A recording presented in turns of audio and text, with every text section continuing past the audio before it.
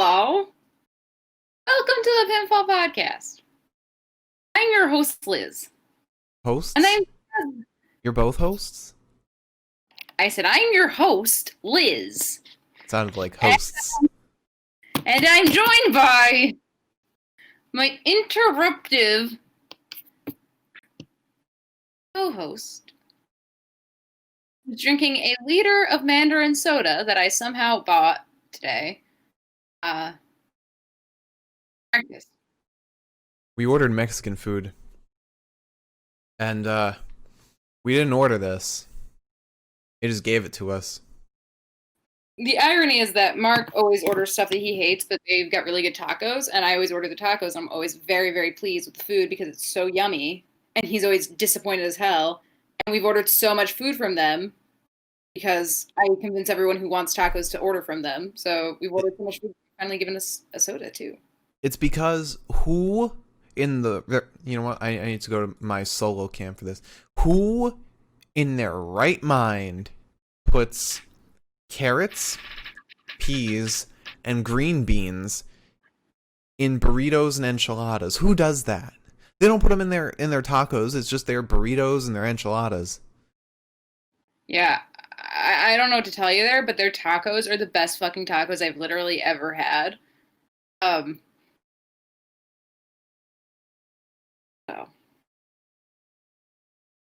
You know what? I'm sticking to the tacos next time. I'm sick of their burritos and enchiladas. Every time I tell you to try the tacos, and every time you say, I know better than that, every time you're disappointed. Because normally with a place, with like a Latino, Hispanic place, their tacos and burritos are normally like on the same level. Normally same tier, because there's not much difference there. This is the first place that I found that has their burritos that are much worse than their tacos. Also, I implore you to look out the window. It looks so light out still because of all the snow. I love it. Also, not to show too much, but got this nice little rip all the way down the side of my shirt. TOS. Feeling good. Banned. We're banned. Just want to show my titties on stream. Also, speaking of getting banned, this has nothing to do with wrestling, but I just found out today that apparently you can now get banned on Twitch for saying simp, or for calling someone a simp or a cuck, or there was another one that I can't remember. But yeah. What about an old cuck bitch? Probably. You can probably get banned for that. I'm no expert, but... Okay, so it's simp, incel, or virgin. You can get banned for calling someone for. Mark. Hmm. You're a simp, incel, virgin.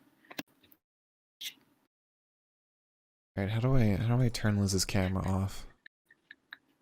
Well, let's just go to me. Hey everybody, welcome to the Pinfall Podcast. I'm turning Liz's mic off too. Alright. So this is NXT. You can't hear her in any way whatsoever.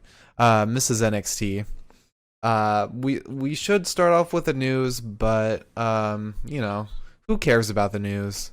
Let's just go on to the main event. Let's skip everything that happened today. Let's just go right to the main event that happened today. Toni Storm versus Rhea Ripley. Alright, so I can't do this. Liz, I need you. They still can't hear you. Now they can. Aww. Lady. Yeah,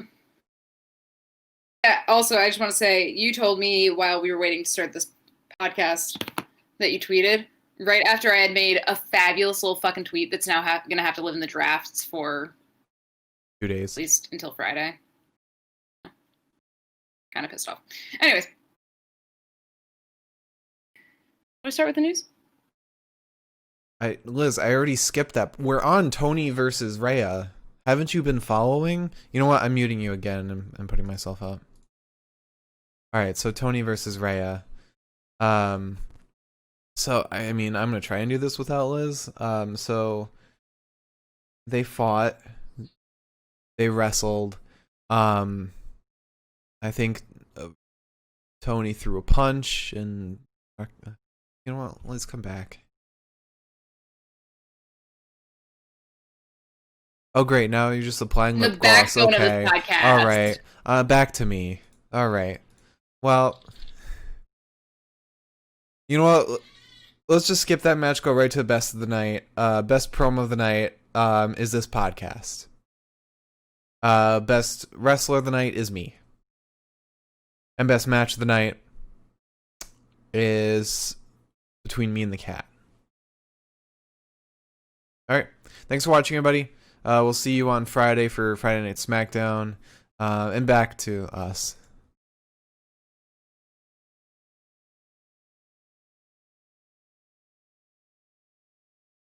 Hi. Can I start the news? Yeah, I've been waiting on you this whole time. Come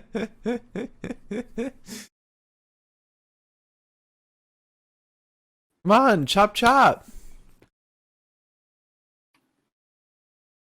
I don't know. Whoever told you telling a woman to chop chop was going to get your way faster? Oh, that's very Ginny. Oh, wow. Well, I fucked up on that one. Seems Merry like Christmas. Every drink you mix, you regret. No, this is, I've been doing better. This is uncharacteristically bad. Or maybe characteristically bad. The other one's been uncharacteristically good. Alright. News time. Get your fucking news. Here I am with the news sign for the news time. I think you should throw the signs whenever you take them down from now on. Just throw them. I always think about doing that, and then I worry about actually breaking something. I did it one time, and I think I almost hit the lamp, and I got stressed out, so I stopped doing it. You should still do it. Do it more behind you. What behind you is gonna break? Sweetheart, you've seen me in my aim with just about anything. What makes you think that I'm not gonna accidentally boomerang it into the fucking window? I would hope that you didn't have the hand-eye coordination of a snail. Well, I do. Let's start there. Okay. First piece of news. This is painful. This is a very painful lip gloss. Forgot how painful it was because my other one's 2 years old. Oh. And now we move on to the main event. Skin off. I swear to Christ with you. I'm gonna come in there, I'm gonna throw some fucking forearms, you're gonna get shoulder tackled out onto the fucking fire escape, and no one's gonna hear from you in a couple weeks. You'll come back with a big old promo. And then I win the title. Hell yeah. I'm gonna kill you. Anyways, so R-Truth is going to be the host of the Slammies. I'm excited for. I think that's the equivalent of me hosting the Mike Romies. So. Yeah. Can we get a cool graphic, by the way? Can you make a cool graphic to promo the Mike Romies maybe tomorrow? Yeah. Have me in it? Yeah. Send me a picture. Can you take a picture of me? Not right now. God damn it. Okay.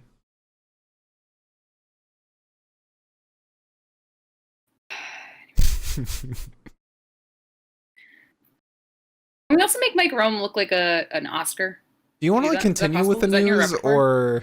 No, I want to talk about this. What are the odds of that happening? I can take a picture of the Oscar and put Mike Rome's head on it. Yes, please. Yes. Okay. Maybe. Yeah, I mean, hopefully it doesn't look weird that the Oscar is technically naked, but we'll deal with that problem later. Anyways. News? Second piece of news is that my car is fixed. Oh my god. No longer sounds like a steam engine. Third piece of news. The news is really boring today. That's why I'm trying to do this. You know what, Liz? You know what? You have derailed this show enough. I think we're just going to switch to me and mute you. All right. So it's this bit again. I've run out of bits today, so we're just going to repeat this one 5 times over. So news, Liz's car is fixed. Yeah, huge news. Don't tell her I'm the one that broke in the first place. Also, the cat got away and started a new life as a mob boss. So we won't be seeing her ever again, thank God. And back to Liz. Oh, she's just on her phone. Typical. All right, back to no, back to nope. That's Liz. No, me. Back to me. Okay. So how's everyone doing today? Oh, I didn't mute Liz. How's everyone doing today? Wow. Okay. All right, Liz.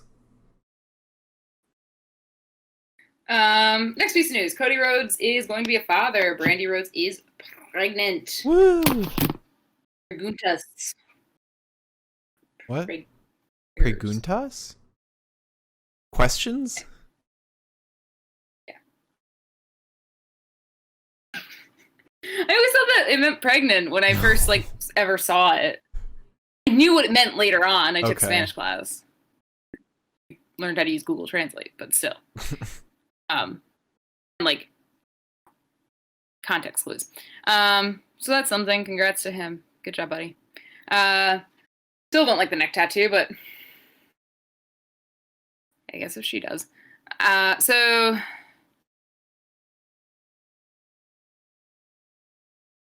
that fucking scared me. I'm sorry. What?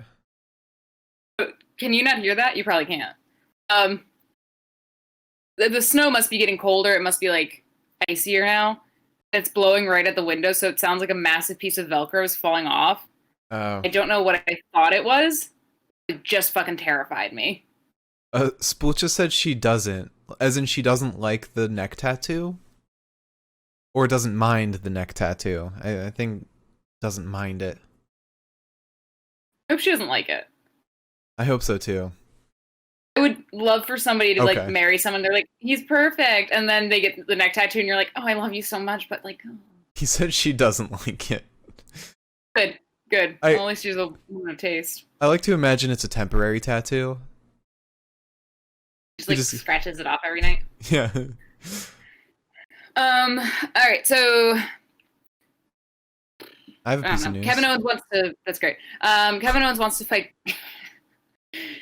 Oh! Are you feeling sad now? You know what? If you want to take the reins, here, Liz Cam. Okay, it's the news. I wrote the news. I made the news, baby. He thinks it's Liz Cam, but really it's just me. Oh. So my piece of news, I already forgot what my piece of news is. Jesus Christ. And back to us. Anyways, Kevin Owens wants to fight Goldberg, but under one singular condition that will never be met. He wants it to be an extended storyline. He doesn't want it to just be 2 or 3 weeks of build up. He wants it to be a thing, a full thing. And I said, oh, sweet Kevin Owens, Goldberg works 2 days a week or 2 days a year. That's it. You're not gonna get that. I wouldn't even say 2 days. He works 1 spear a year. Is that why we haven't seen him in so long? Because the last time he was around, I think he speared the person he was wrestling 41 times. Oh no, that was Dolph. Never mind. That was a little over a year ago. What was it? Spoocha said Kevin Owens already fought Goldberg. He said that he wants to fight him again. That was the one gripe that he had, was that it was only 2 or 3 weeks worth of build-up. He was pissed about it. I think the last person he fought was Braun. Right. That's disappointing. Yeah. I too would want my last match to not be with Braun. Be nice. Braun's a good boy. Standing in the middle of the ring, watching him run around the ring in circles.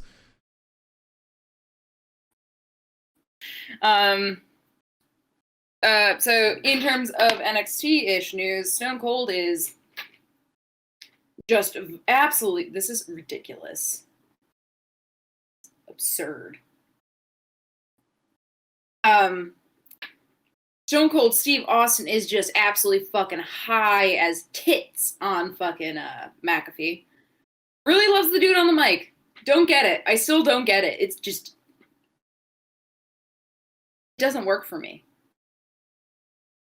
We all know. I don't vibe with him. I don't vibe with him, and it's confusing because, like, when CM Punk said, "Oh, he's so good on the mic," I was like, "Well, it's CM Punk, whatever." He probably fucking loves Slapjack too. Or actually, no, he made fun of Slapjack. So whatever. I do. Yeah. But CM Punk said it, and I was like, "Whatever, no big deal." Like, it's just CM Punk. And then Stone Cold said it, and I was like, I don't know what I'm missing. I just don't like him. I think you're just biased. Because, I mean, like, then you would assume that the bias reaches over to everybody of the brand, but I like Oni and I like Pete. Well, no, you just don't like Pat because he came from football. Maybe I just don't like Pat because Pat talks, and Oni and Pete don't talk. Maybe. You don't like Danny. It has always been, I realize that my favorite man, especially in wrestling, the ones I'm most attracted to, besides Drew McIntyre, he is the outlier. He does not count. Don't fucking talk. Yeah, Adam Cole doesn't talk. Jim talks sometimes. Okay. I'd like to say one thing. I'd like to say one thing without you steamrolling me here, bud. All right, I'll mute my one mic. thing. I'm sure you won't. Anyways. Can't see today. So Vince McMahon said something that, like, I don't know how I feel about it. He apparently said that he views Bobby Lashley as more of a star than a lot of the other wrestlers in the WWE. You can unmute yourself because I'm actually trying to have a conversation.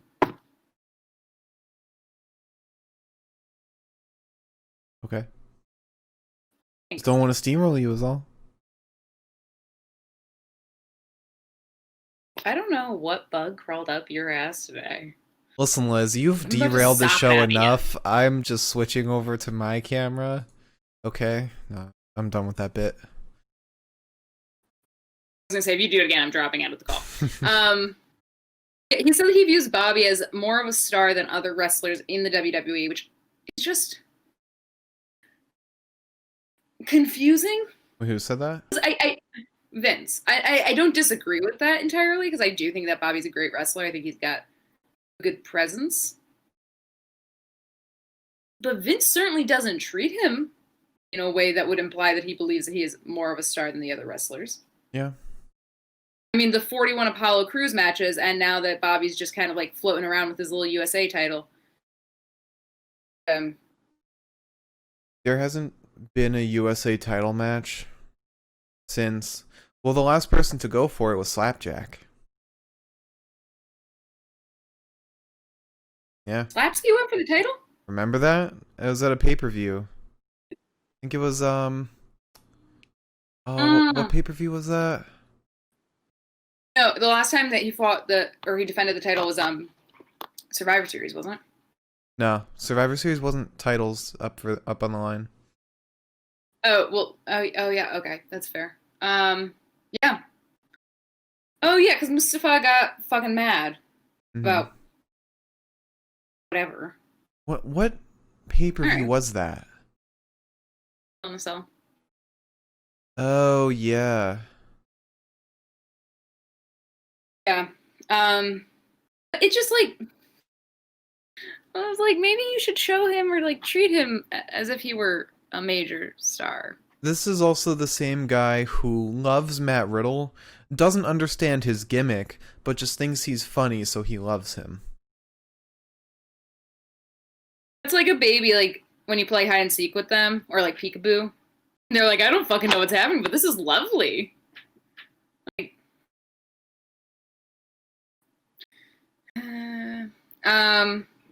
speaking of Monday Night Raw, so Raw ate literal tits on Monday.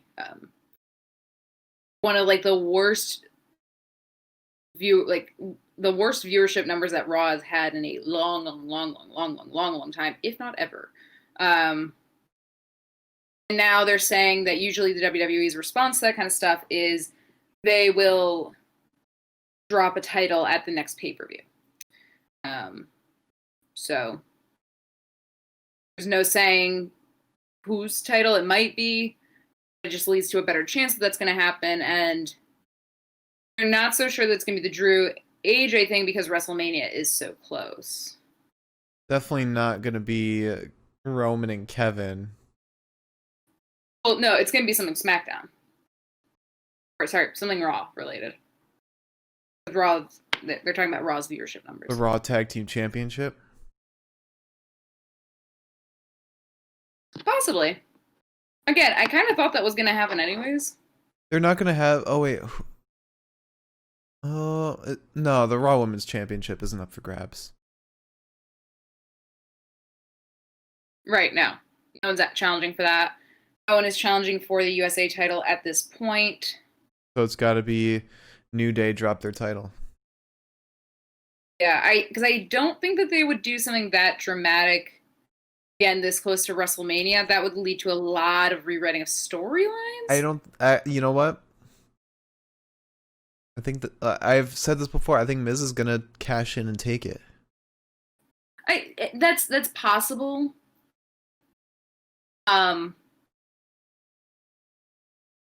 I don't know. I wouldn't be shocked if Drew dropped it this coming Sunday. Mm-hmm. Not be shocked at all. I don't know.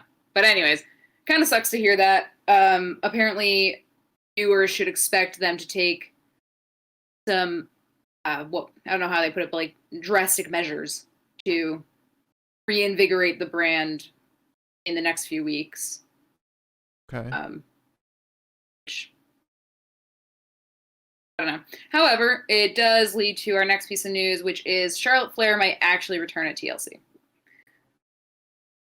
Apparently she's a part of Raw, so that would probably be a good thing. She can go for that Raw Women's title.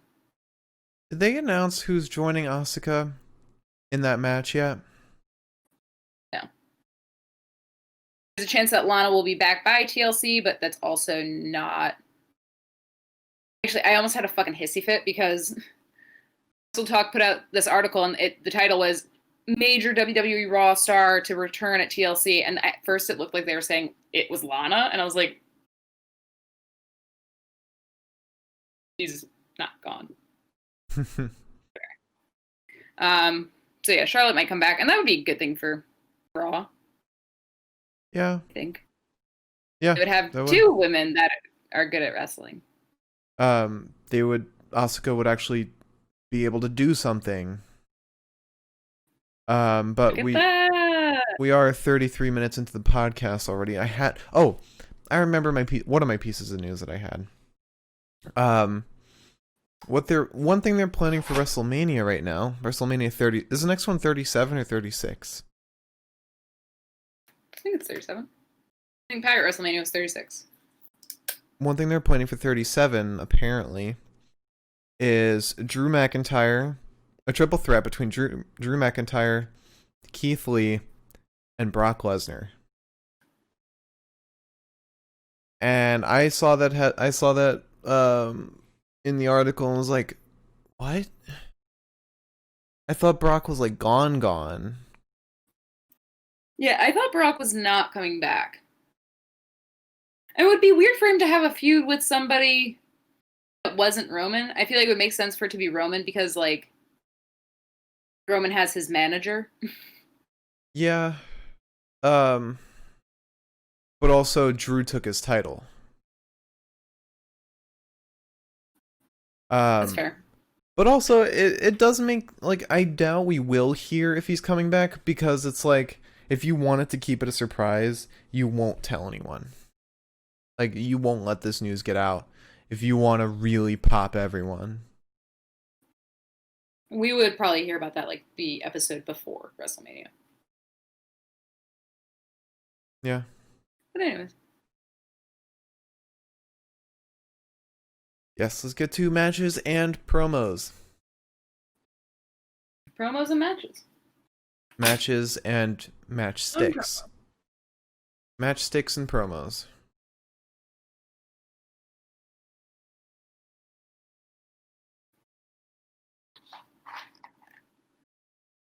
Yep. That and promos. All right. Get into this. We started with Kushida and Leon Ruff versus Johnny and triple question mark. We were honestly treated to some of the best fucking wrestling I've seen in a very long time in that first hour. Yeah. And I'm pretty mad about it actually, because Austin Theory had no right being as fucking good as he was today. Mm-hmm. I have never been so mad at somebody for performing really well. Yeah. There's like snow mounting up on my windowsill too. So we start with Kushida and Johnny Gargano in the ring first. Johnny Gargano immediately tags in Austin Theory. Kushida goes to like take Austin's legs out by doing little leg sweeps here and there. They end up just grappling for a while. Kushida then smacks Austin Theory's ass. Yeah. Anyways, there's an inverted atomic drop to Austin Theory and then a running knee. Kushida tags Leon Ruff in. Leon kicks Theory in the wrist. There's a belly-to-belly snap suplex to Leon, and then Leon does his little fancy rope work to avoid Austin. He takes Austin down. Leon then celebrates like a little too much. And Austin Theory sends some nasty fucking forearms to his face, gets Johnny back in. Jesus, I didn't actually highlight all these notes. That's so stupid of me. Leon does like a sort of kip up in a way. Into like a little bit of a kick in the... Yeah, it wasn't like a full kip up. It was like he bounced up just to kick Theory or to kick Johnny in the face. Gargano then slams Leon down face first. He gets Leon in the corner and tags Theory in. Theory Irish whips Leon into that same corner. Looked more like a shove, but we'll call it what we can. Johnny and Theory are looking for the team suplex on Leon. Kushida comes in, helps Leon down. There's a dropkick to both Theory and Johnny. Leon then dives out onto Johnny Gargano and Austin Theory, but my fucking god, my dude slips off the fucking ropes, and for a whole fucking second, Mark and I had to sit there and be like, did we just watch a man die? Or ruin his fucking career? Yeah. Either or. He like planted face first into the ground. And it looked like his leg went back behind him, so I was like... But you know what? Credit where credit is due. Good on Austin Theory for getting up and, making use of a situation and continuing the show. He improv'd very well. Fuck him. There's a DDT to Leon. Theory then tags Gargano in, and Leon takes Johnny off the apron, not really realizing that Johnny's a legal man. There's a head scissors to Theory, but Theory just drop kicks him in the back of the neck. Johnny Gargano spears him to fucking pieces through the ropes. It was just like so much force for such a short distance. I was like, Theory gets Leon down into an arm sub. Leon tries to drive himself free by punching Austin in the stomach. Leon is then thrown against the ropes, but comes back with a gold fist for Austin Theory. Johnny Gargano gets tagged in.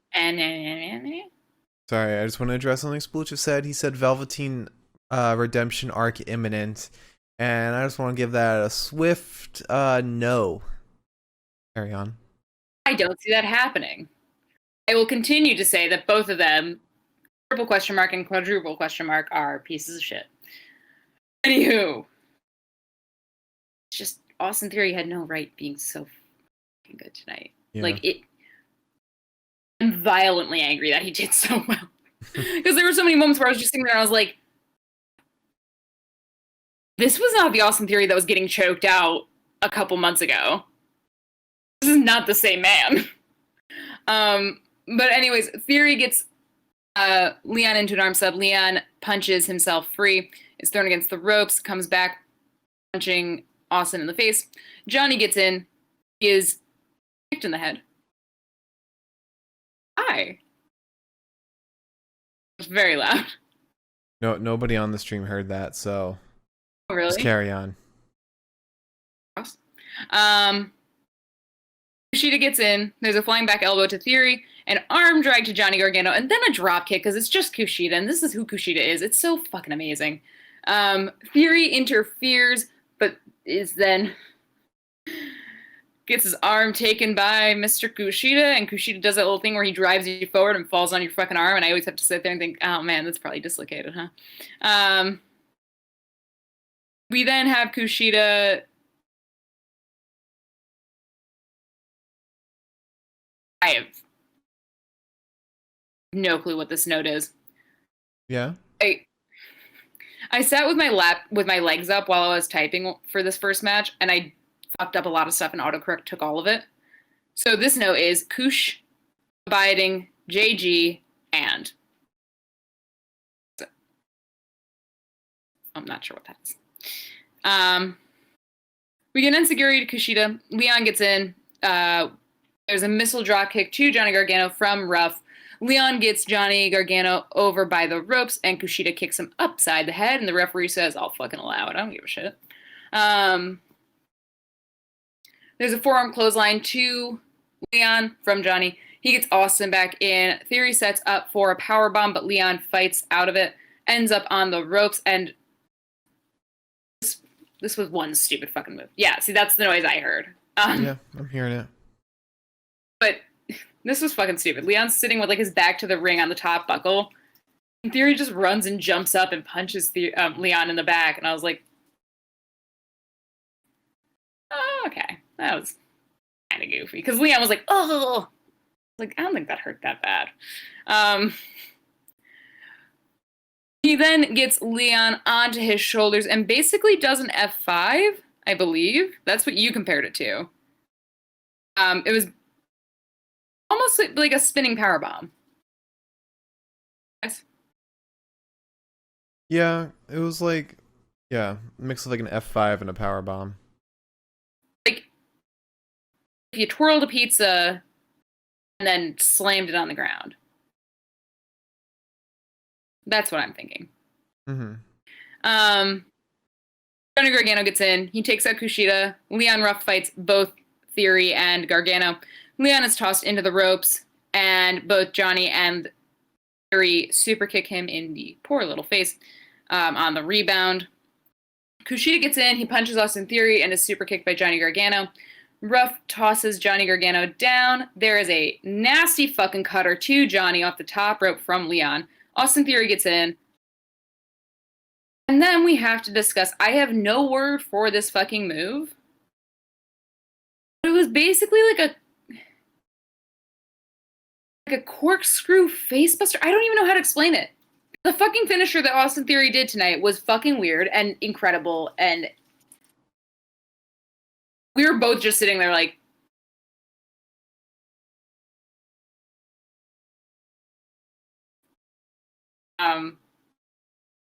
so yeah. Yeah. After that, we had a vignette with Toni Meister. She was just talking about Rhea Ripley. What? Just skip right over little Dexter Lumis. Oh, I thought that was like, I considered that part of the match, since he was like just on the sidelines. But Dexter Lumis is in the corner of the Capitol Wrestling Center, on like an easel, sitting down, and he's just got a tablet in front of him, just drawing, drawing. That's it. I love that it's on an easel, by the way. Yeah, and tiny little tablet. It was so sweet. He's just sitting there, thinking, because the tablet's clearly not on. I don't understand how people hate Dexter Lumis. Do people hate Dexter Lumis? I mean, I've heard him called like budget Bray, or like what culture described. Shopping at that budget store. What Culture said that he was one of the worst things about NXT in 2020 because they had no idea what he was about. And it's like, you don't need him described letter to letter to you. Like, just... That's like that. That's like not liking somebody because you can't tell if they're like a face or a heel. Yeah. Like it's not just like black and white for you. It's like I kind of think that Dexter is pretty easy to understand. Yeah. He's a lunatic with the mind of a fucking child and also an artist. Yeah. Perfect. Easy. He's not necessarily a heel or a face. It's just Dexter Lumis. That's what he is. Yeah. There's heel, Dexter, face. You know There you go, What Culture. You know a character is great when you can be entertained by them when they're not on a title run. When they're not going for a title or anything. In Dexter Lumis, I don't see ever going for a title. It's like him and The Fiend. I know there were comparisons made, but both of them are characters that, like, The Fiend could not be going for a title at all, and I would still be entertained by him. And Bray. Same with, like, who else? Cameron Grimes. Roman. Also, I don't see the I don't understand how you can call him a. I feel weird criticizing somebody's gimmick if it's a gimmick that they've maintained since before being in the WWE, if I'm not mistaken. I'm pretty sure he's done this because he had a slightly different gimmick for a little while, but like still the same vibe. Also, like the thing is, like, he's fucking scary. There are things that he does where I'm just like, I don't need that in my life. But then there's also parts of him, like when Velveteen Dream, like, Dexter showed like that picture of like him and Velveteen as best friends. Dexter had helped him, and Dream was like, "No, I don't work with other people. I work alone." To watch Dexter's face, I was like, I felt genuinely sad for him. And I agree with Splucci here. He said Cameron Grimes should definitely get the North American title. I agree. He should. I think Dexter should also go for the title, but I don't think he should get the title. I might be mistaken. Wasn't Dexter part of the one of the gauntlets? He was. Yeah, he was. That was when he injured his ankle. Yeah. So technically he went for a title. Yeah, for the NXT title. I love the fact that I've never heard this man speak a fucking word outside of like the general words that come out of somebody's mouth when they're being punched. I still feel like I understand what he is. Also, kind of like lets the viewer have a little bit of like their own say. Yeah. Like, if you're not telling you what he is, he can be whatever I want him to be. Yeah, like I don't want, and this is the problem. Sorry, we're going a little long with this one segment, but the problem with pandemic era WWE with like the Thunderdome and the Cuden sounds is like they basically tell us who to cheer for and who to hate. With like everybody is either cheered for or booed. When there's real crowds, it's just you hear a mix of that. You barely hear it at all, actually. And like they're telling us to hate like people like Roman, they're telling us to hate people like The Fiend. Actually, they might be spitting that the other way around, but still, I want to make my own assumptions. You know, I wanna like who I wanna like. Also, I feel like it's just so lazy to compare Dexter to The Fiend or Bray. When it's like, they're both incredibly extroverted characters. Yeah. Dexter definitely looks like he sleeps in like a little like hole in the ground. Mm-hmm. He just goes out back behind like the Capitol Wrestling Center, just like curls up. I don't know. I will fight any man that says anything mean about Dexter. I'll take them down personally. But moving on, we had a little vignette with Toni Storm, Anthony Storm, She's talking about Ray Ripley. It's basically just a lead into the main event. Then we had an interview with Shotzi. She said she's proud of her War Games team. And yes, Blucha, if they wrote characters in a way that made us like or hate them, it wouldn't have to be forced, but you know, they like to just do that all with the cute and sounds. Like Randy Orton is Randy Orton is great in that way, in that he's written to like fucking just be a monster. But also now that he's showing that he's scared, it's like you kind of are like, oh, there's like a soft side to him in a way. Not everyone can be Drew McIntyre or Roman Reigns. But also with him having that side, they're still cueing in the booing sound, so they clearly want us to hate him. Wake up, sheeple! Then we had an interview with Shotzi. She said she's proud of her War Games team, but she's mad about the trophy. And she's mad at Candice. And at Indy. That's why she's fighting Indy later. And then we have new to 2020 on NXT, Tyler Rust. What? I just want to say that Schatzy also implied that Johnny stole the Candice's trophy from a Little League team banquet. Yeah. Which, perfect. I love it. Yeah, so second match of the night that I just sat back and I was like, what the fuck? Tyler Rust versus... Oh, sorry, were you going to say it? Oh, no, I doesn't matter who says it.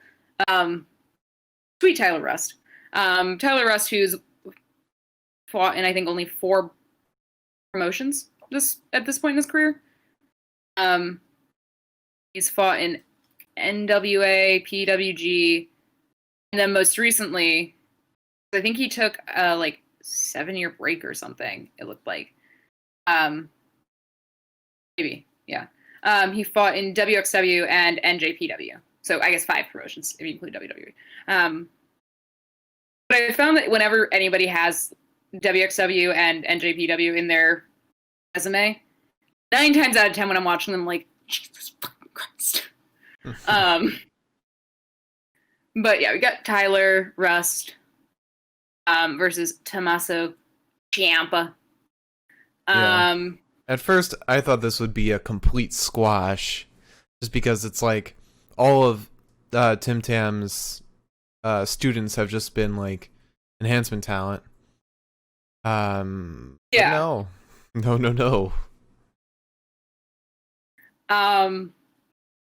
Yeah, no. This was a fucking match.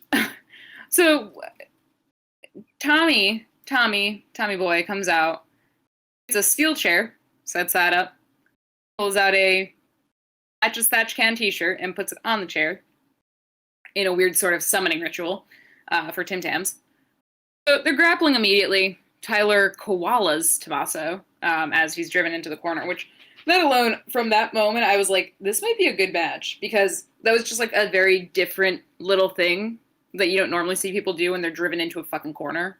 Mm-hmm. Tyler then does like some weird fancy little footwork. Like he kind of like dances around for a second and like was like that. I was like, mm-hmm. All right, buddy. Tommaso gets Tyler into a sleeper hold with his legs, and then sweet Papa Thatcher comes out to watch the match. There's a hard chop to Tyler twice, some forearms. Tyler ends up getting buried outside of the ring. Tommaso follows. There's a bit of a exchange, if you will. And Tyler Rust ends up kicking Tim Tam, Dadgy Dadge, arms and muscles ready for the match in the fucking face. Which Timmy actually isn't so angry about, because he immediately sees Tommaso afterwards. Like, Tyler is like, oh, fuck. And then Tommaso comes up and rage is transferred. And so Timmy gets escorted out of the ring side area. Russ then yanks Tommaso's arm backwards and forces him to fall on it on the apron. We get an arm sub on Tommaso, and Tommaso then lifts Tyler and falls backwards on him. We get some clotheslines. Tommaso does the same lifting of Tyler and falling backwards onto him. Again, Champa looks for a suplex, but Tyler Russ avoids it, and then fucking axe kicks the back of Tommaso. When both of your feet are off the ground, like the ability to like butterfly kick them, basically. All right. Sure. Then there's a fucking massive goddamn takedown while Ciampa holds Tyler Russ's leg. To Ciampa. Ciampa sends a boot to the face of Tyler, then starts looking for the fairy tale ending, but Russ refuses to go up into the air. He just fucking slams Ciampa in the face with his boot in a way where I was like, I think he lost a tooth for real this time. Like, not just like fucking around. I think there might be a tooth on the ground. Mm-hmm. And then again, another move, no name for it. Tyler Wade called it Tyler Barrett. Who the fuck is Tyler Wade? Tyler Wade's a baseball player. My bad. Yeah. I'm sorry. Wade Barrett called it a twisting flip, and like it ends in a neck breaker.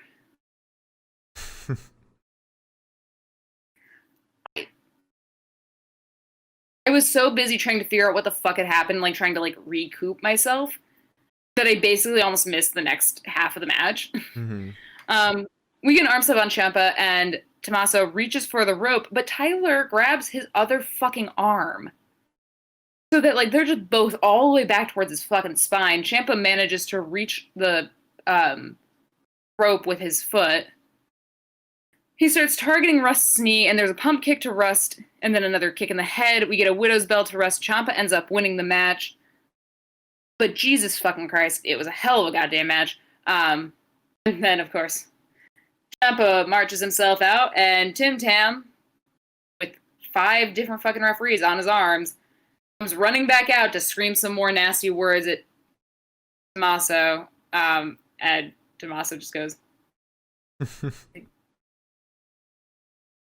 This whole night was just chock full of bangers. Like, holy fuck. There were 4 amazing matches we had today. Like, pay-per-view level matches. I would say 3. I would say 4. I didn't like the last half of tonight. I felt the last half of tonight was kind of trash, but... The main event I really liked. I would not agree with you, but continue. Maybe I'll be convinced by my notes. Yeah, I don't want to talk about the tip of the cat's tail. Okay, that's weird. We're moving on to a little vignette with the grizzled young vets. My boys. They were just saying that they've done so much. They've done so much over their career in NXT and NXT UK, and they're back. And they're saying they're still the best, and so they're probably going to go on a little title run or something like that. I can see them against Oni and Danny. That'd be a lot of fun. Then we had Kyle O'Reilly versus Pete Dunne for a chance against Finn at New Year's Evil for the title. Now let's talk about a fucking match. Let's discuss fucking wrestling match real goddamn quick. And by real goddamn quick, I mean not real goddamn quick, because this was like main event length, like a pay-per-view. Yeah. Oh, I see you. So we start with Kyle versus Pete. Immediately, and I think that this was a sign, if you will, for multiple reasons. So Kyle comes out with Adam and Roddy. He comes out with Oni and Danny. Immediately, Killian and Drake come out and take Oni and Danny off the apron, which I think was convenient. And then Adam and Roddy go after Danny and Oni because they're like, well, somebody already threw the first punch. We'll just help out, I guess. And then Breezango's back. Didn't know they left. They left either. I mean, they haven't gone for a while. Maybe like a month now. Yeah, so Breezango's back now. If this sign falls over, is because the cat is rubbing her face against it. Oh my god, please don't do that. So this whole brawl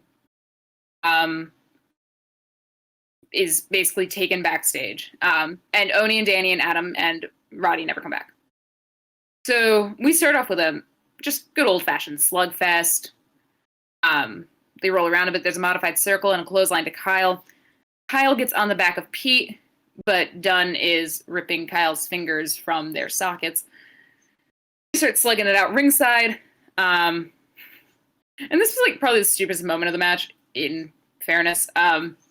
Slugging it out, but like it's like just the fucking saddest like shit while the ref counts them out basically. And all of a sudden, like, he gets to the count of 9, and they're like, oh, fuck. And I was like, you guys, like, looked like you were tired. Like, you were just waiting for him to count. Yeah, no, that whole moment was very, like, it was showy. It was a very scripted moment. That made me kind of worried at first, because I was like, oh, is this going to be a goofy-ass match? I don't really want that. But it wasn't. There's some knees to Pete's face, and then some forearms, and a kick to Pete's knee. A second one takes him down to the ground, and Kyle kicks him in the back. Kyle tries to suplex Pete over the ropes back into the ring from the apron. It does not work. Pete then gets in and slams Kyle into the ropes. On the rebound, does a belly-to-back suplex. He manages the bitter end on Kyle, or he tries the bitter end to Kyle, and Kyle counters with a sleeper hold, sending knees into Pete's jaw. And that's about when we realize that Pete Dunne's mouth is just full of blood. And Wade said he thinks he lost a tooth. It looked like he had bitten the side of his mouth because it looked like all the blood was like concentrated here. But also, what do I know? Yeah. I just didn't see a tooth. But we get the X-Plex to Kyle, which is just a nasty fucking move in general. Pete tries to break Kyle's arm before stomping on Kyle's ribs. There's a kick to the body of Kyle and a neck breaker. Kyle gets Pete into a left leg grapevine. Pete then moonsaults over Kyle off the ropes. And Chiral. That was a flub. Kyle spirals Pete out of control in the air when he kicks him in the midsection, just making him go, whoop. Like, bye, Pete. There's an elbow to the face of Kyle. Kyle lifts Pete and kicks him on the way down. Kyle just starts fucking punching and kicking and fucking finishes off with like a leg sweep to Pete.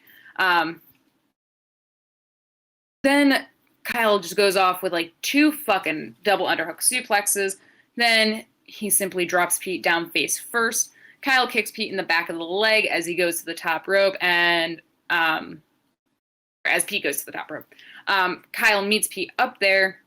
It doesn't really look like there's a clear answer as to where we're fucking going with this. But Pete is then thrown down in a German suplex, but he lands on his feet, and Kyle lands with his legs still strung over the fucking ropes. Pete kicks Kyle in the head and then drop kicks his midsection, folding him, sending him down to the mat. There's a knee to the jaw of Kyle and a powerbomb. Pete pulls Kyle into an arm sub. Mark said that he heard a crack in this moment, and I said, well, let's pray it's not that. Kyle goes for a suplex, or he goes for a suplex, but Kyle stands still, refuses to be moved. He then slams Pete down, back first into the mat. There's an ankle lock on Kyle and then an ankle lock on Pete, and Pete transitions into, I think it's the octopus submission hold. I think that's what it was. He can't lock it in because Kyle is holding on to the waistband of his trunks. And I said, that's my boy. There's a nasty fucking suplex to Pete where it looks like Pete landed basically on his neck. And then Kyle the little fucking drama queen who may have just killed Pete Dunne, convulses on the fucking mat.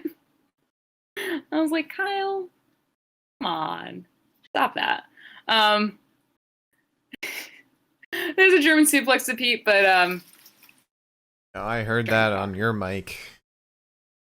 I'd like you to stop because I'm trying to do something. Thank you. There's a German suplex to Pete. But Pete still looks pretty much fucking dead. Kyle sends a knee to his mouth and kicks the fucking mouth guard out of Pete's mouth.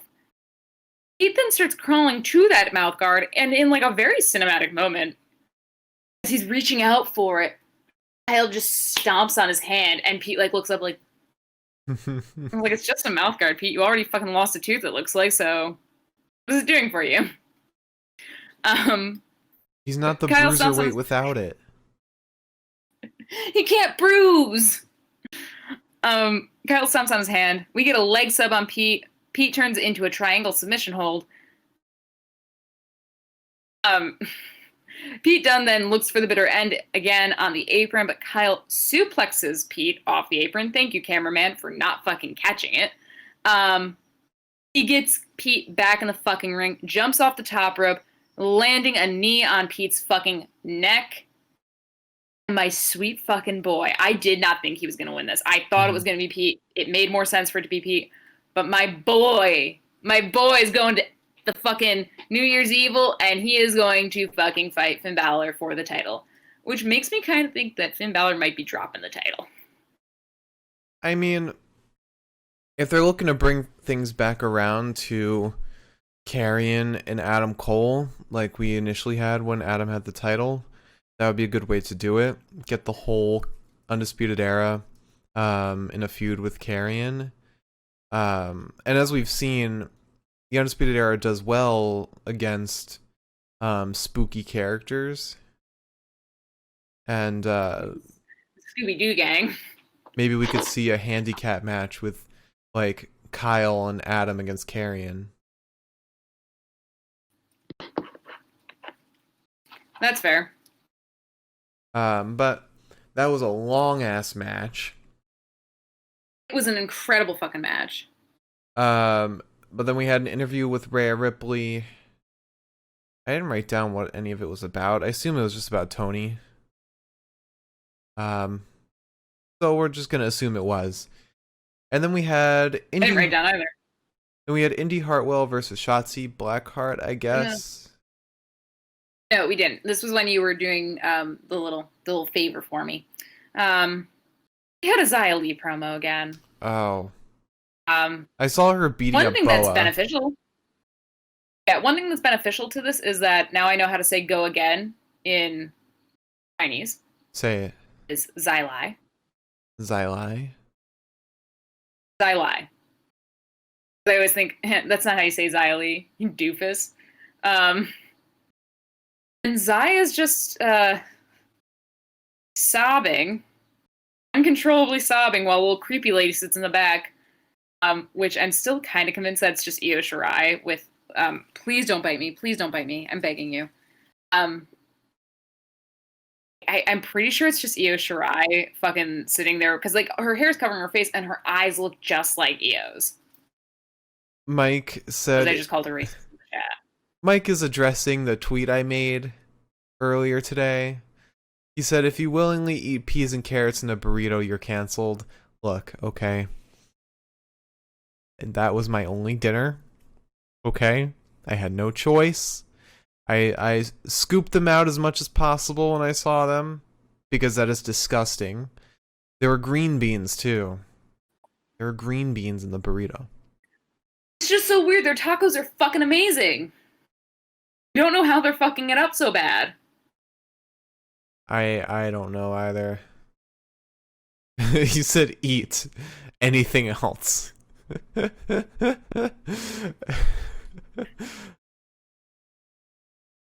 Anyways. Yeah. So yeah. Oh, sorry. I just bonked her in the face. Oh no. I now know how to say go again in Chinese, so that's cool. I feel very cultured. Zaya's sobbing. Boa's bleeding because Zaya's kicking Boa in the face and just beating him up.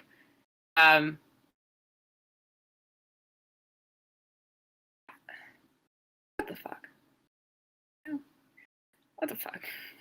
I feel like we're getting like the Carmella promos where it's like there's really no end in sight. It's just this. Like, you could just turn Xia heel, dude. If this is what this is gonna lead into, just fucking turn her heel. I don't know what this Bring is leading to. This is probably just like leading to her going to a different promotion or something. Like she's going to AEW. I think the other thing that's like kind of confusing to me is that it's like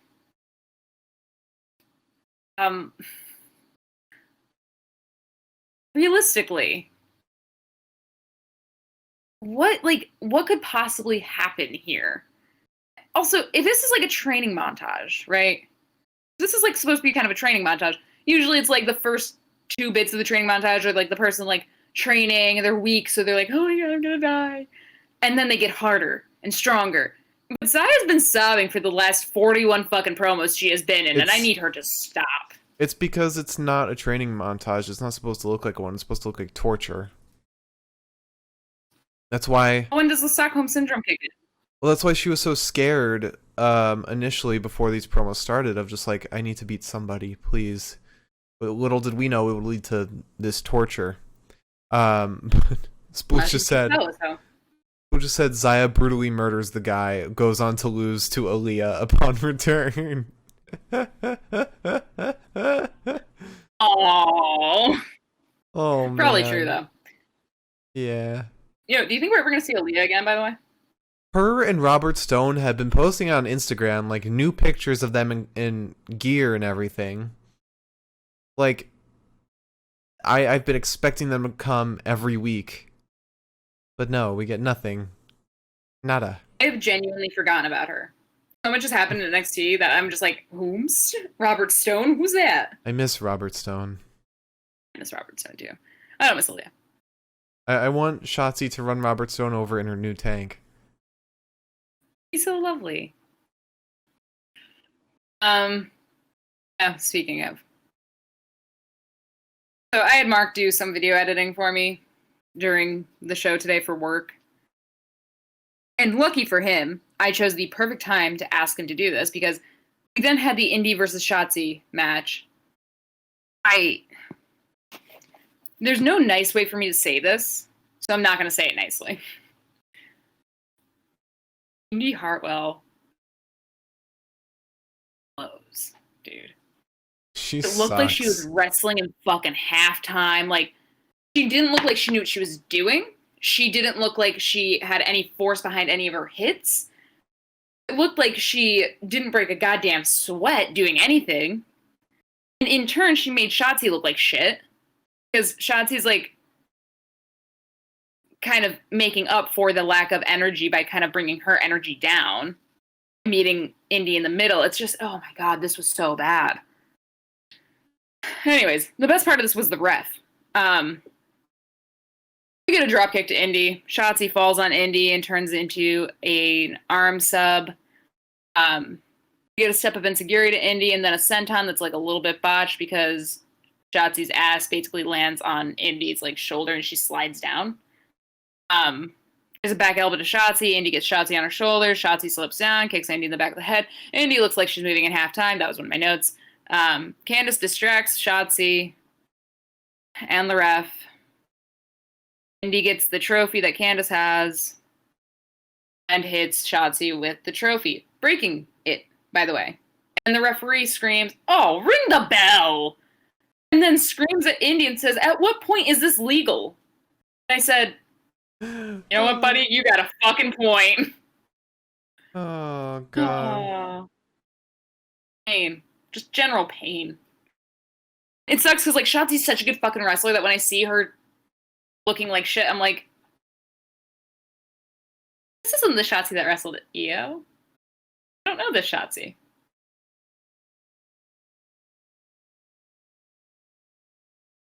And then we have Karrion Kross versus Desmond Troy. We also have an announcement that Bronson Reed's coming back. Yes, Bronson Reed will be back next week, and I'm actually excited. I know we've shit-talked Bronson a lot on this podcast, but we've come around to him a lot. Mostly because of how he is outside of his character, and because they've really been putting him in great storylines since the North American ladder match. And to be totally fair, a lot of what we hated about Bronson, I think, was his booking. I don't think that he was wrestling the right people for a while. And a lot of his moves just like, it looked like big guy versus little guy. Obviously, Bronson's gonna win. But now that we've gotten to see a lot more matches where Bronson kind of like has gotten some hits on him, first of all, because a lot of what Bronson was doing for the first little while that we were watching him was like in these 3-on-1 matches where he'd like take on like Adam Cole or like Roddy and Johnny, and he'd just like suplex both of them or get them both up on his fucking shoulders. It was like stupid. But then we started seeing him like against Damien and shit like that, and it was like, oh wow, okay.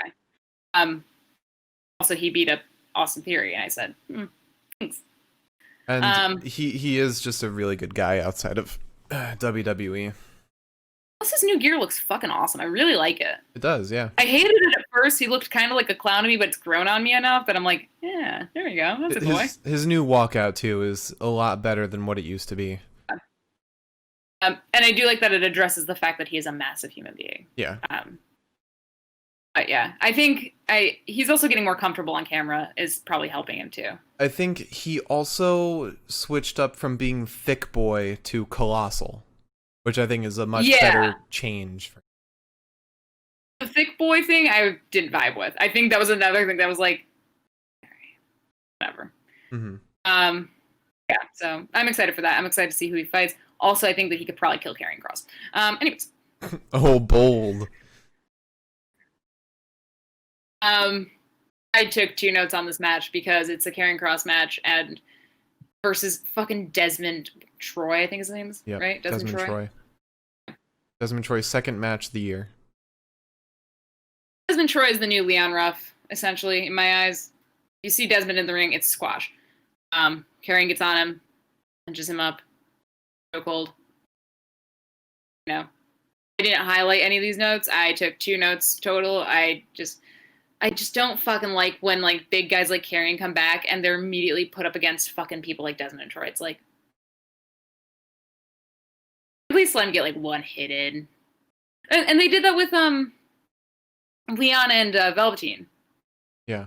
Where Velveteen like fucked Velveteen destroyed Leon, but Leon got a couple of good fucking moves in. I was like, and then it did wonders for both of them. Mm-hmm. Yes, I hate Velveteen, so he looked like shit, and I was happy about it. Yeah, I mean, I don't see the point of putting Karrion up against enhancement talent. Like, we've seen what he's like. Yeah, he's been gone for like a month or 2 now, maybe more. You don't need to stick him back. You should have just scheduled the Damien match for tonight. Yeah, or like, I don't know, Jake Atlas or something, or fucking Swerve. Somebody who we know can get wins, but isn't necessarily guaranteeing a win for Carrion. Tony Nese. Yeah, Tony Nese. That'd be perfect. Tony Nese is the perfect guy because he's enhancement talent in NXT in the main roster, and then he's actually quite good on 205 Live, apparently. So. Yeah.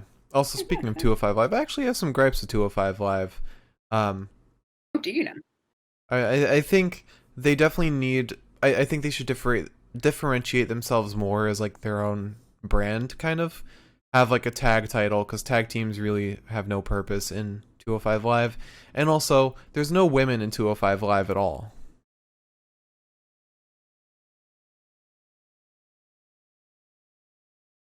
So, like, I wonder what the culture is like there, if it's just, like, only men go to 205 Live. Like, what is that? What does that mean? Well, it's like the backstage reaction and feelings towards that. I mean, there's women cruiserweights, essentially. Yeah, like Alexa Bliss. Yeah. Take your tiniest women and put them all on a fucking brand. We got Xia Li, we got Casey Canzaro, we got Alexa Bliss. I'm pretty sure Kaden Carter would count. What if we had... On the tiny ladies wrestling division. What if we had what if we had the opposite of cruiserweights? What if we just had like like triple XL weights, like a brand with just like Keith Lee, Braun, Big Show, Drew, even, Avocado. and then the women would be like Rhea, Raquel, maybe Charlotte. Just like the biggest of bigs, you know? Super heavyweights. Cat came in here. The cat came in here, farted, and left. Splucha said 205 Live is a sausage fest because it's supposed to be about the cruiserweight title, but I don't even think they got that anymore. Yeah, Santos has that. This is what I hate about it. It should remain on 205 Live, like that should be its own thing. But Santos has been so back and forth on it. It's only been defended on NXT. So what's the point? And Splucha said super heavyweights, aka anybody who gets pushed on Raw. Yeah. Except AJ. AJ. AJ's not a super heavyweight. Yeah, that's why I said except AJ. Oh, gotcha. You want to talk about Swerve being kind of a fucking dick? No. Okay, we don't have to. You want to talk about the moment that Mackenzie was full of us? Right. Everrise? Well, let me just get into it.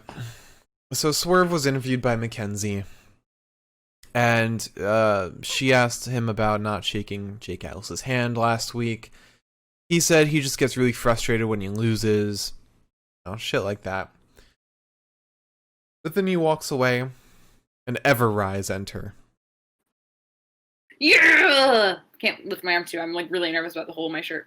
Splucha said the Cruiserweight title's good on NXT. They should probably just axe 205 Live and keep it there. I agree. You see all the 205 Live people on NXT anyway. Might as well. Yeah. You can even move up some people from NXT to the main roster, creating more room for the people on 205 Live. Or maybe move up Toni Nese to the main roster. Yeah, maybe. Or to a roster, for that matter. Yeah. Everrise enter. They said they want last week's match against Grizzled Young Vets and Imperium struck from the records, so they're on a winning streak.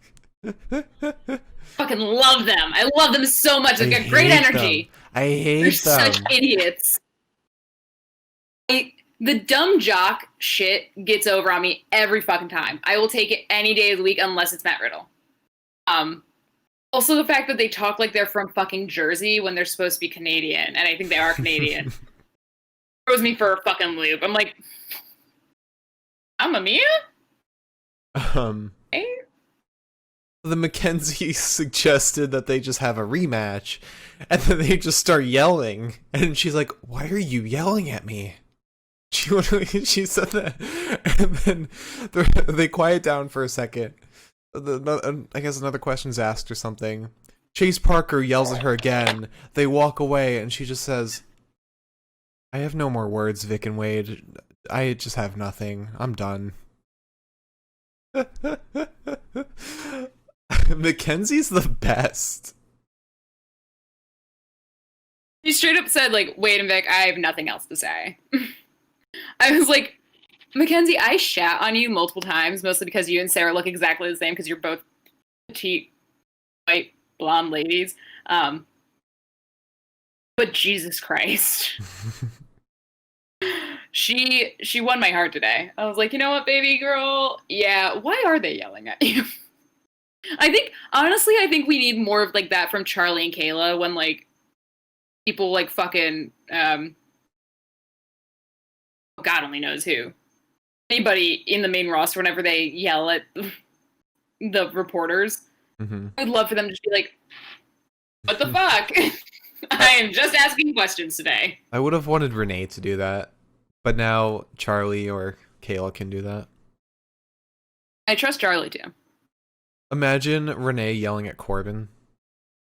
Or yelling at... Corbin's always nice. Or yelling at, Braun.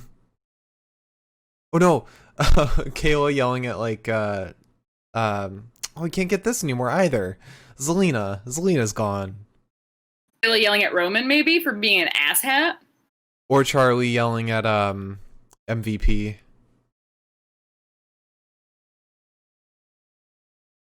But alas, we'll probably never get that. And now we have our main event. Toni Storm versus Rhea Ripley. Yeah. You missed the Finn promo. Oh, I thought it was just recycled stuff from last time, but he was talking about... Oh, that was him talking about Kyle. Yeah, he was just saying like he looks forward to fighting Kyle again, you know. I really like this matchup because it's a lot of mutual respect, and that's what I love to see in matchups, especially title ones where it's just not necessarily feuds, but just people who want the title, and so mutual respect is like really cool to see.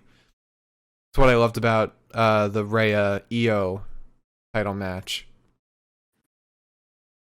And that was also, I mean, that was the best thing about the last Finn and Kyle match was that like there was like a little bit of shit talking, but there was that mutual respect at the end of the day. And like once they finished the match, like Finn helped Kyle up. Mm-hmm. I was like, "Aw, I love teamwork or like friendship." I don't know. Anyways, and then Adam Cole died, and Undisputed Era yelled at Finn. He's like, "My jaw's broken." Thank you. Yeah, dude, I didn't. Man, I don't know if it's Toni, but like I didn't like this that much. What I did like though, I really liked when Rhea slapped Toni and said, "Come on, princess," because I said,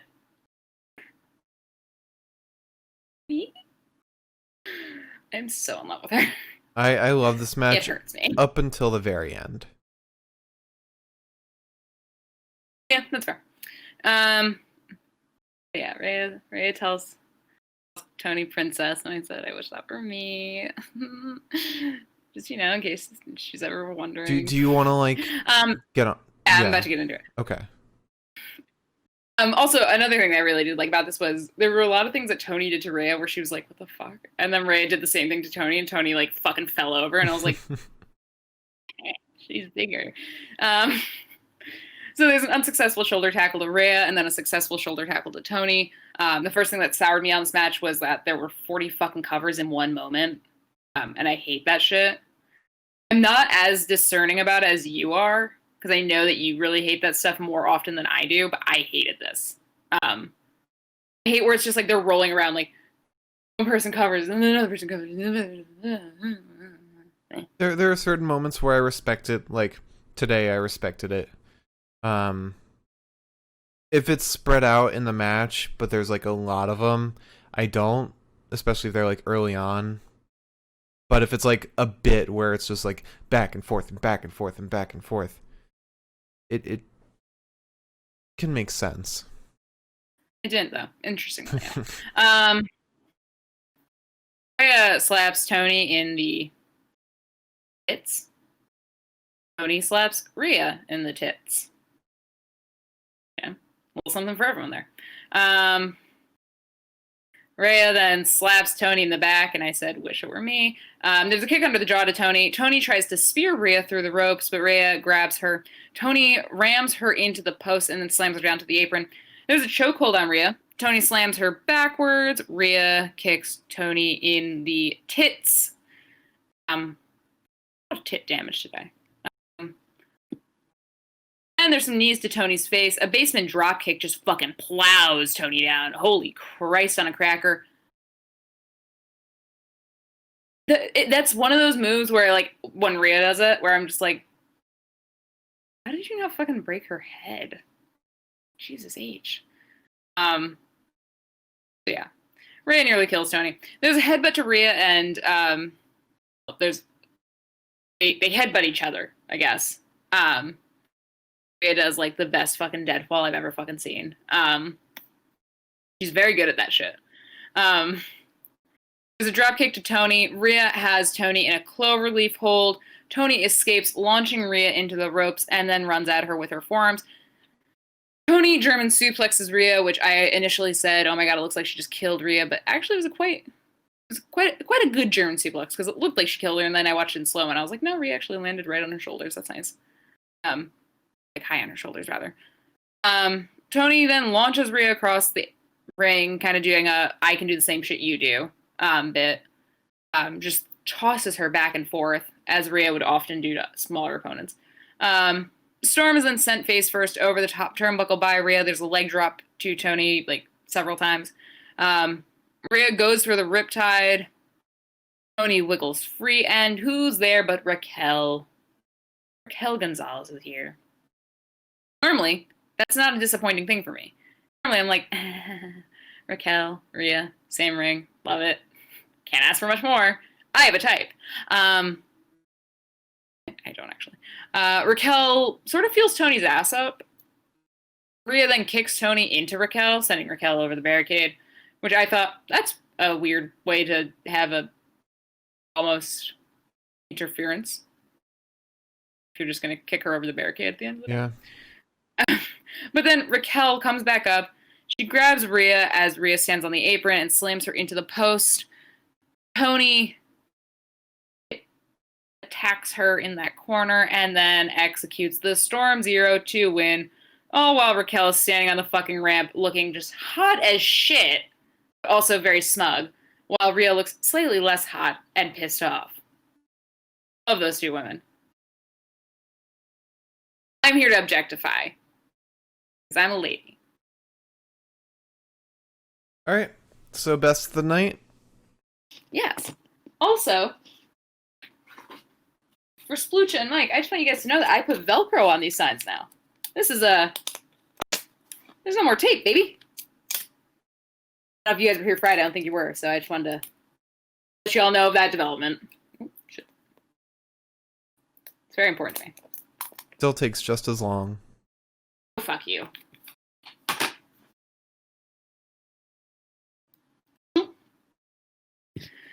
Lay it on me. Alright. So, promo of the night. That was so jarring because I heard you do it through my door before I heard you do it, I saw you do it, and then I heard you do it through my headphones. Splucha said we need to hire the cat to change the signs. Yeah, we've hired and fired the cat at least 41 times over the course of owning her. She does too many drugs. She's a mess, dude. You have no clue. Alright, so I'm gonna say right off the bat that this was a weak promo night. We started off with the Toni vignette. It was very cliche, you know, just normal pre-match stuff. The Shotzi interview was very short and kind of empty. The Grizzled Young Vets vignette was, again, very cliche, expected. The Rhea interview, I kind of had nothing on that. The Swerve interview is probably the most substantial promo that we had today. It was funny. It was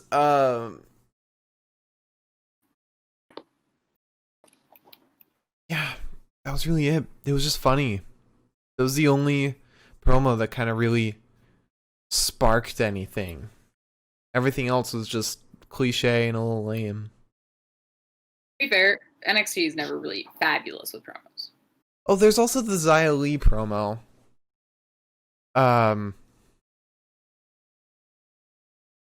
No. I guess we'll do Swerve's interview as promo of the night. Wait, can we say that the promo of the night is actually Everrise interrupting Swerve's interview? Well, I mean that's part of it, yeah. But we forgot. I just don't want it to look like we've chosen Swerve.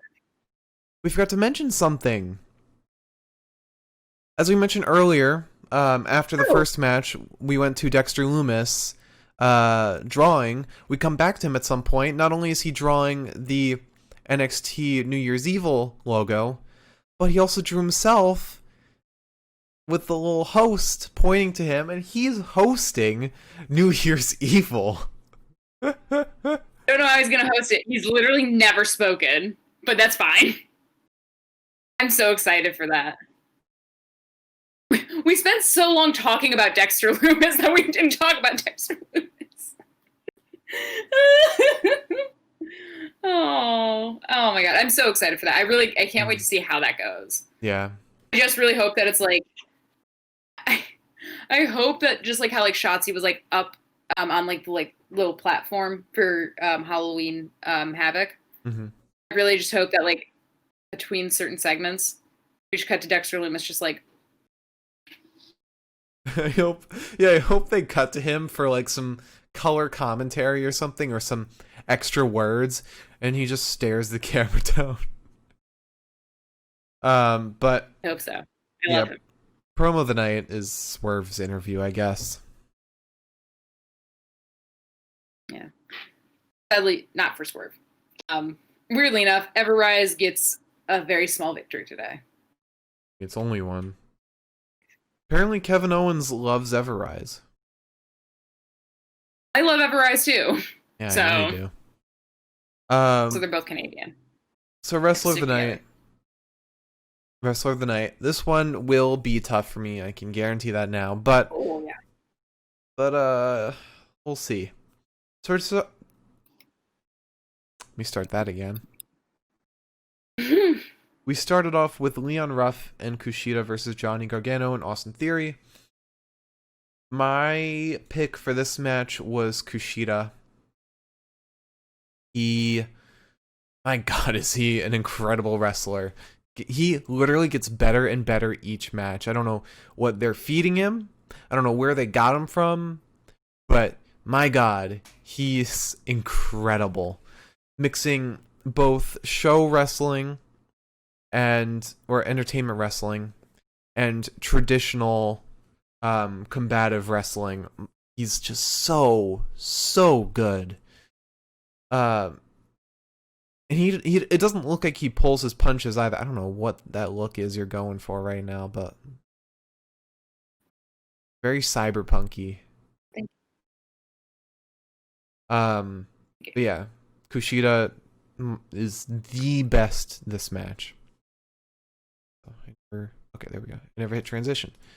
Then we had Tyler Rust versus Tommaso Ciampa. And you know what? Tyler Rust is my pick for this match because my God, did that man go off. We also forgot to mention that after Tyler Rust's match, the dude's sitting in the fucking corner looking like he's probably sobbing, and I don't know why, but I don't think he was. The NXT organization said Elizabeth gets to be right today, and Mr. Malcolm Bivens comes out. Honestly, like, it was I feel kind of emotional. Malcolm Bivens comes out and he's like, just basically saying like, you're a star. Get out of that corner, get on your feet, let's go. You're a star. You're great. You know, you're a champ. Don't worry. And I was like, and then he sticks out his. He sticks out his fist for a fist bump, and Tyler just. Malcolm does not react though, which I respect. But yeah, no, I think I need my own Malcolm Bivens, dude. I think that's what I need. Malcolm Bivens tweeted about it actually. You say I am at the local LMFAO because my hand is fucking broken at this hour. Oh, what did Malcolm Bivens? He just said that fist bump was crazy. I loved it. It genuinely, like, it was so funny because I'm like, Kyler, what is it like having Malcolm versus having Tim Tams? I don't feel like Tim Tams ever gives you that kind of a motivational push in the right direction. Mm-hmm. Yeah. But also, I could be wrong. Tim Tams knows how to train him. True. And Malcolm knows how to build him up. I think I see a match made in fucking heaven here. Malcolm needs to be Tim Tam's PR guy. But yeah, Tyler fucking just went off. He was amazing. This was his first match this year in NXT, and oh, holy shit, he's just incredible. He's pulling off some crazy shit. And I think two things. One thing is that, like, you know, Tommaso didn't look bad either, which is the impressive part. Is that, like, Tommaso looked fucking amazing too. Yeah. Like, Jesus Christ. Also, this made me so excited because I feel like we're gonna have so many good matches, assuming, and I think we will see Tyler Rust plenty more often because Trips and Shawn Michaels and Willie Reegs, run a pretty clean ship over there as far as like talent works.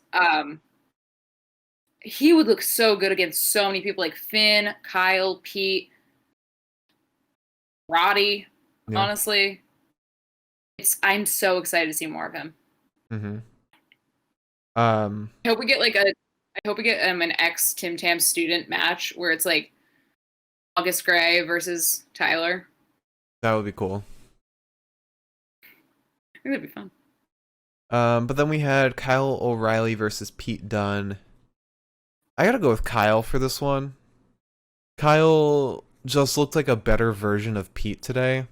Although Pete did put in a hell of a performance. A better character performance than Kyle did. I although think Kyle was the more convincing wrestler here. He just looked insane. I mean, he looked like normal Kyle O'Reilly, like the same Kyle that was in War Games, that fought Pete Dunne in the ladder match, that fought Finn at TakeOver 30, I think it was. Kyle was great. Just he's been the same old Kyle, and that just says a lot about what same old Kyle is. He's constantly, consistently fantastic. And I hope they give him some kind of title because he shouldn't just be Bobby's tag partner like he used to be. Then we Indi Hartwell versus Shotzi Blackheart. I guess Shotzi. I don't know. Then we had Carrion versus Desmond Troy. I guess Carrion. Then we had Toni Storm versus Ray Ripley. And I picked Rhea. Neither looked like their best. I think Rhea looked great today. She put in a hell of a performance. Great wrestling. Like, she had so much energy with her. There's not much for me to say. I mean, she wasn't her best. I don't think she really compares to anyone else today. But if this was just a regular old episode of NXT, not one that felt like a pay-per-view, Rhea would have looked fantastic compared to everyone else. So my pick for Wrestler of the Night. It's tough. It is really, really tough. But you know what? As the good people say, fuck it. My pick for Wrestler of the Night is Tyler Rust. I'm gonna go with you, dude. I can't say no to that. He was fucking amazing tonight. He did shit that I've never seen, that I've never seen done. And he had really great, character acting, which is rare from somebody who's kind of just entering the promotion. Although he's had a lot of work in the past, WWE is kind of different in that it feels more like a show than most other promotions. Again,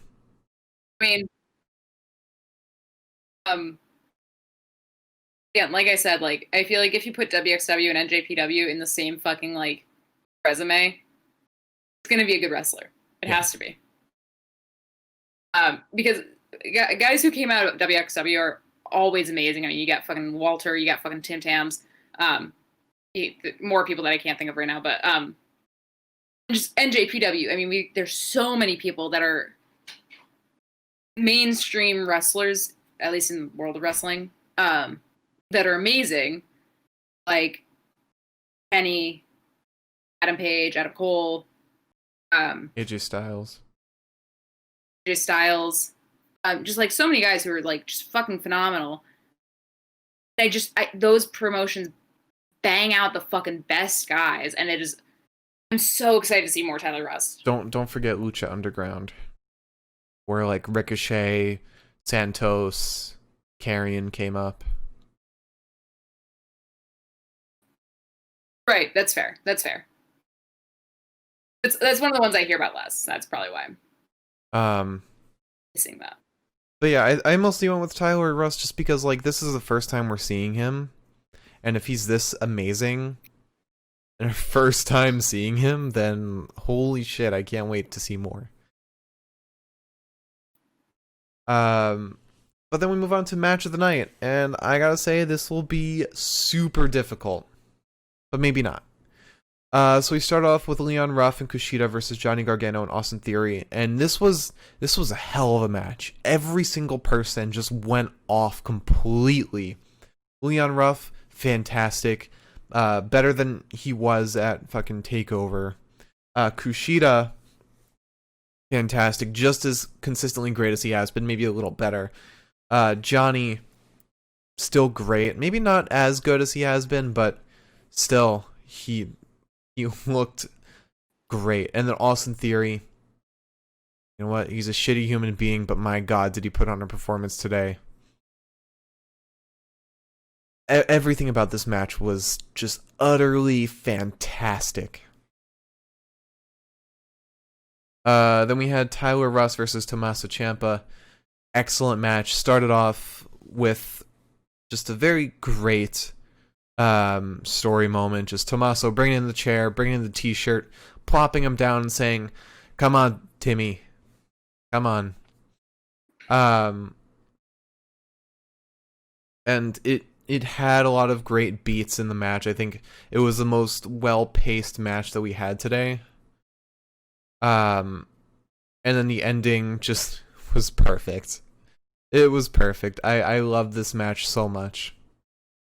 Then we had Kyle O'Reilly versus Pete Dunne. This match did feel like that we've gotten it before. Even though we technically just got it in the form of a ladder match. I did really enjoy it. Kyle and Pete are both fantastic wrestlers, especially together. They have a great chemistry that just creates a banger of a match. Did go on for a bit long, considering it wasn't a main event. But, you know, I don't normally like to complain about that because it's all about how you use that time, and I think this match did it well. Also, in my opinion, I feel like NXT sometimes does that where like matches that aren't the main event feel like they should be the main event based on like the length of time that they exist in. They seem to adhere less to like those timing rules. Right. But I mean, with this match, I am kind of torn on it because it does feel like we've gotten it before. But at the same time, it was great the first time. It's great a second time. So why complain? Then we had Indi Hartwell versus Shotzi Blackheart. Match was 2 seconds long. We had Carrion versus Desmond. Enhancement talent. No point in talking about it. Then we had Toni Storm versus Ray Ripley. This match I loved from the get-go. I really liked the matchup between these two. Especially Rhea and how much it looked like she was dominating Toni just based on weight class alone. But it still didn't sway too heavily in her favor, and I think that's like the best way you can kind of book a match is one person is favored, but you still have a chance. I think that's how Carrion should be booked. But it got to the end where Raquel showed up, interfered, and we got an interference win for Toni. That was kind of lame, especially how Raquel appeared. She was knocked out, then just comes back. Rhea knew she was there, should have anticipated something like that, but didn't do anything about it. And then they just walked out like it was nothing. So, a little disappointing ending, but the rest of it was still great, in my opinion. Oh god, it's hard to pick best of the night. Oh god. I You know what? I'm gonna go with. I think I'm gonna pick one, but then my brain's just like, oh, what if you pick the other one? You know, like I want to go with Tyler Rust versus Tommaso, but also the tag team match in the beginning was just so fantastic, and it was such a diverse, like like a huge variety in just wrestling styles and personalities that it felt so vibrant. But the Tyler Russ Tommaso match was a great showcase of Tyler's talents. And I feel like you're leaning towards Kyle versus Pete. I'm leaning towards my Mac is about to die. Oh, okay. Um, You want to put it in right now? You know what?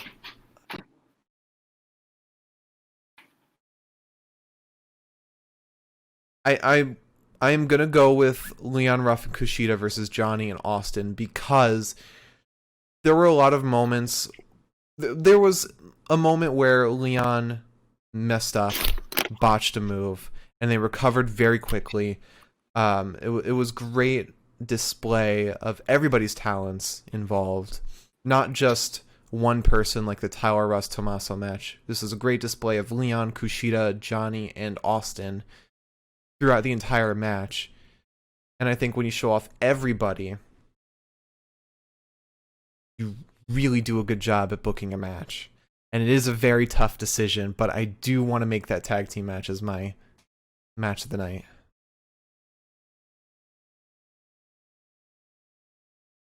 I don't agree with you. Sorry. No, I liked Tommy versus Tyler. With a little dash of Timmy. I know, I figured you did, but also...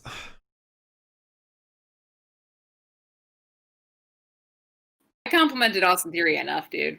I'm not giving him match of the night. You wouldn't Not in give this house. You wouldn't give Kushida match of the night?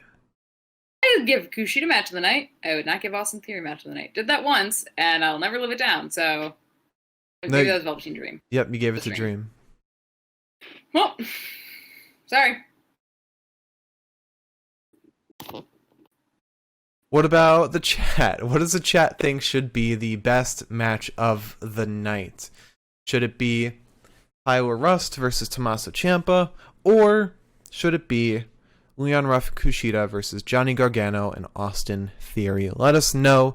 You guys will be our deciding vote for match of the night, because I cannot sway away from this match just because if we're comparing those two, this match was just so full of energy and life. It's hard. It's so hard for me to pick away from it. But Tyler Rust and Tommaso did have a lot of story. Split just said Austin Theory W, hand rub.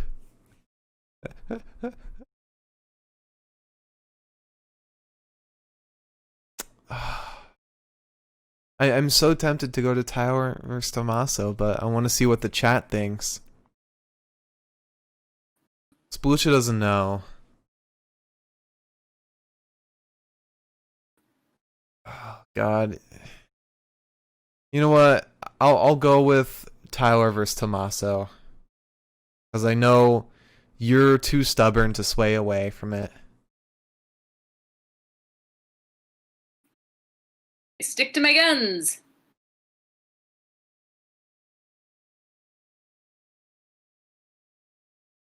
Alright, so to run it back, our promo of the night, Swerve's interview with Everrise, Wrestler of the night, Tyler Rust. Match of the night, Tyler Rust versus Tommaso Ciampa. Double Tyler Rust W today. Love you, Tyler. And Liz, would you like to close us out? Jesus Christ, yeah, I would, because guess what's happening this fucking weekend, everyone? Guess what's fucking happening? Please stop yelling at me. Alright, Mackenzie. Me, drunk. Mark, drunk. Mike Romy's happening. December 19th, 7 p.m. Arbitrary time that we just made real. You know what? If you say it enough, it'll happen. Just like the Mike Romies. Find out who the best of the year was. We're gonna be giving awards, best awards to everyone, worst awards to everyone. We're gonna shame some people. Oh, shaming will happen. Yeah, we're gonna. It's gonna be fun. We're gonna give some awards. We're gonna get an end of, well, not really an end, but a final recap of the Mark's Power Rankings. Find out the top 10 and bottom 10 of the year.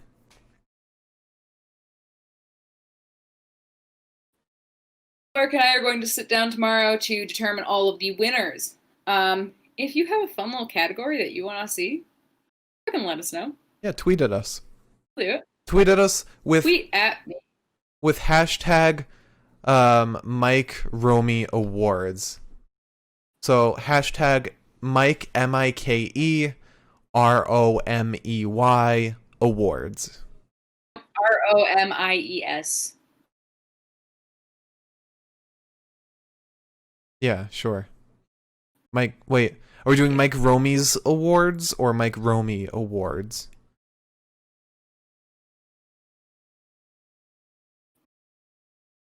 It's called the Mike Romies. Okay. So yeah, tweet at us, hashtag Mike Romies, Mike MikeRomies, Mike Romies, with the fun category you've got in mind. Tweet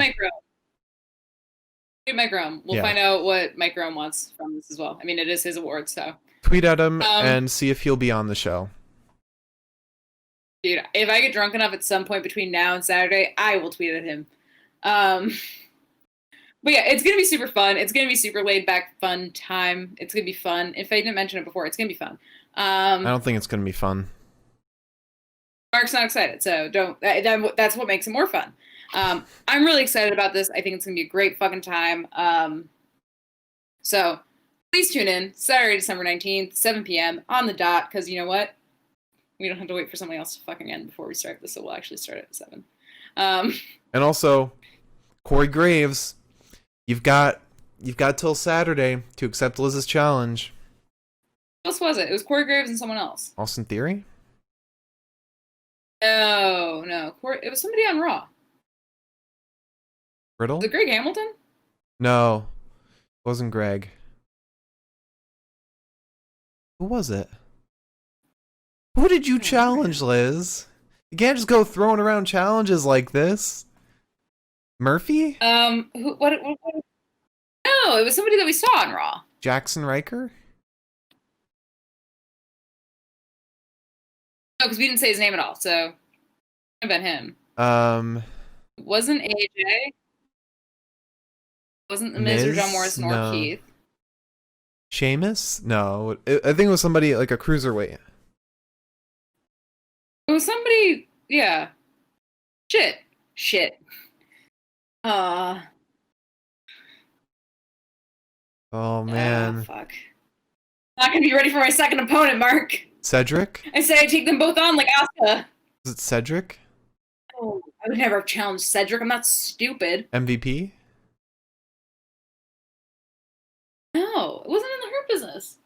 We have to go back in my notes. We're gonna we'll update on Friday. Oh man. Also Friday we're doing SmackDown. Yeah. If you want to tune into that, go for it. We'll be on Friday, Saturday, Sunday, Monday, so there's no reason for you to miss us. Hold on, I have my notes open. Was it Jeff Hardy? Yeah. Was it R-Truth? Yeah. Bray Wyatt? Was it Randy? Yeah. Or was it Slapjack? Challenge Randy. Was it Mustafa? Or was it a girl? It was a guy. It was definitely a guy. Was it I feel Mace? like he had red hair. Was it Mace? No, I don't think it was anybody from Retribution.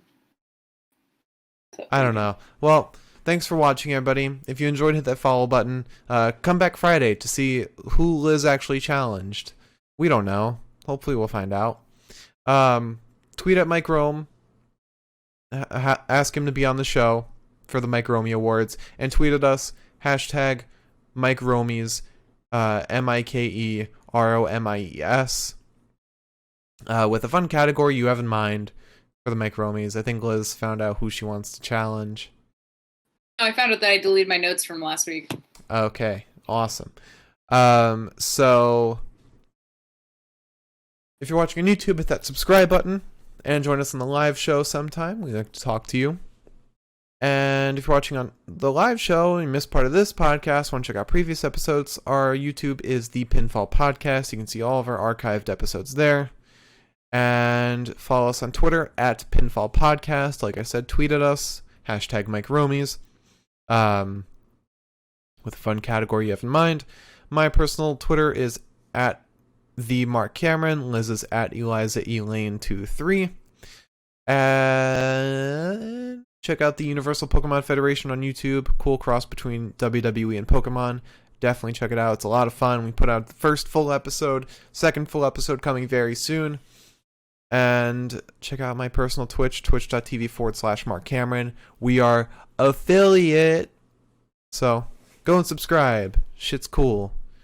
All right. Thanks for watching, everybody. We'll see you on Friday for SmackDown and TLC predictions. Brendan Vink! Oh, Brendan Vink. Got it! If you watch the Monday podcast, please don't tell me it wasn't him. Thanks.